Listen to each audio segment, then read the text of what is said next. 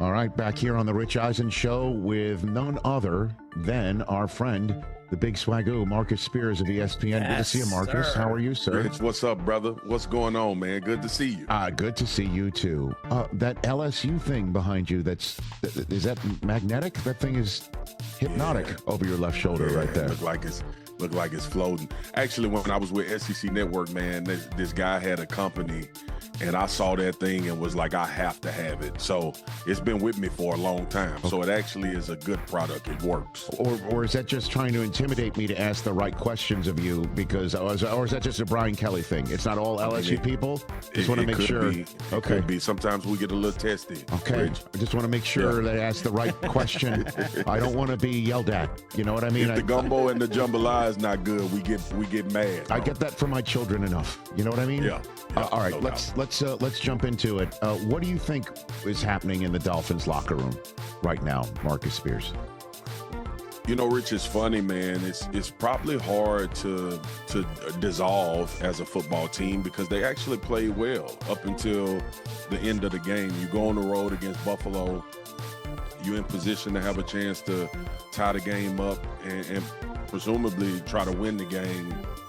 And obviously, Tua throws the big interception late, and Josh comes out and seals it. But, you know, last week, obviously, it was so much talk about those guys having a players-only meeting and having these conversations. But ultimately, this thing is about wins. And I know people say no moral victories, but they showed up in Buffalo against a divisional opponent and played well for 3 3/4 of a quarter. But I got to imagine, Rich, with all of that positivity that I just gave you, that they're reeling a little bit, especially when you get to a certain point where you're trying to decipher between if your team is good enough to make the playoffs or should we blow this thing up and start all over. And I'm not sure if that involves Tua. I'm sure that involves Tyreek Hill and trying to figure out the direction in which this organization is going to go. And these type of games are actually make it harder. Now, hear me out, Rich. Yep. When you go and have a really good performance like that, and the guys that you've paid a lot of money played very, very well in the game, and you think about all of the things that you would have to do if you were saying, all right, we're going to disband this thing and try to rebuild it. One, you're obviously going to take a step back on offense. I firmly believe that, unless you're telling me they're going to get another prolific guy like Tyreek Hill in the building. Two, defensively, we all see that they got to get better on defense. So it's kind of like a reset button there. You got some really good players on that side of the ball, but you're going to have to do a lot of work to improve that unit. So again, man, I think it's a very perplexing situation. I think last night made it more difficult for you to just say, look, we're going to blow it up and get ready for another season. But I also believe that how long do you want to waffle in this parts unknown? Shout out to my man, Anthony Bourdain. Rest in peace. But again, brother, I just think it's a difficult time to be a Miami Dolphin and a fan. Because Rich, you've been doing this longer than me, and I've been doing it long enough to know when you really don't know the direction of an organization and a team, that's probably the worst place to be. You either need to be bad, so everybody acknowledges that we need to completely do something different, or you need to be a couple pieces away potentially where you can try to go and add those in free agency in the draft. But to kind of be waffling in the middle with some really good players on offense and defense, you got rid of some really good players on defense as well, and kind of you in that gray area, and that's the worst place to be to me as a team in the NFL. Well, again, you know, I was talking about at the top of the show here, Marcus, is that two of Mike McDaniel's captains, for the lack of a better phrase, let him down. Where you know, Zach Sealer puts Josh Allen back on the field with a roughing the punter penalty. Yep. It's a de facto turnover. I mean, that doesn't show up in the turnover column, but it was a turnover. Absolutely. And then Tua, I mean, Mike McDaniel said in his own way, you know, he made the wrong throw. Should have been the flat. He threw a brutal interception.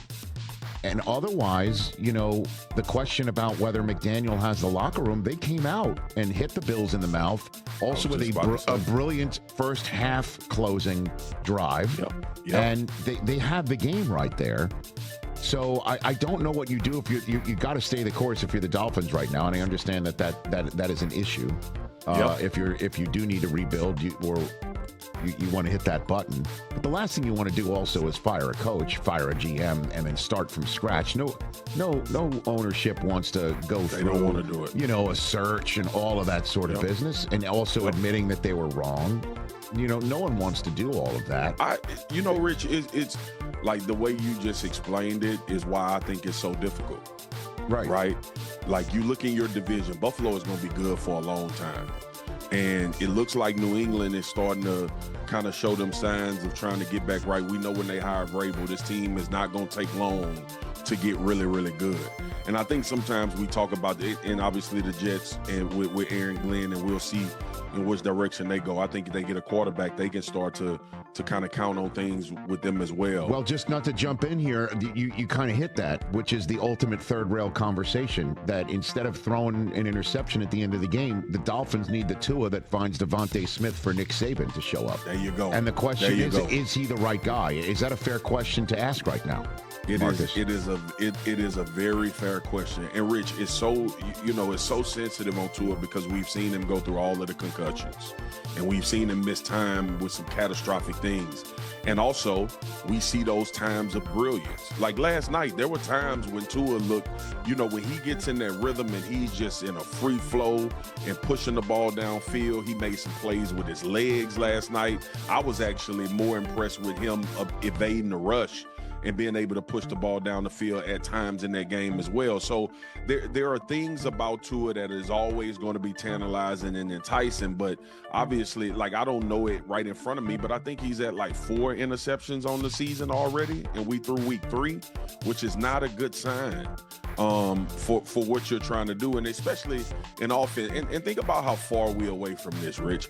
This team put up 70 points in Denver at the beginning of the season. Was that last year or 2 years ago? It was McDaniel's first year. They came out of the box really, coming back on the Ravens and doing stuff like that, Absolutely. So you thought the trajectory, especially offensively, and the way that Tua played and the way that they paid him, that this was going to be a constant with this football team. And the outing hasn't been bad the last 2 weeks. And obviously the crushing interception. But ultimately, man, it's like, I don't think you can get rid of the quarterback. I think he plays well enough for you to still feel like you can get something going. And then, too, like this part of it, Rich, and what they were doing successfully, and I got to get to it at the line of scrimmage, Miami doesn't run the ball well anymore. And I think people forgot how good they were on the ground when they had Mostert and they drafted the H.N. Remember, we talked about all of the speed and the track runners. That's when that offense was absolutely phenomenal. And they had some runs last night that was really good, physical runs. But it feels like this offense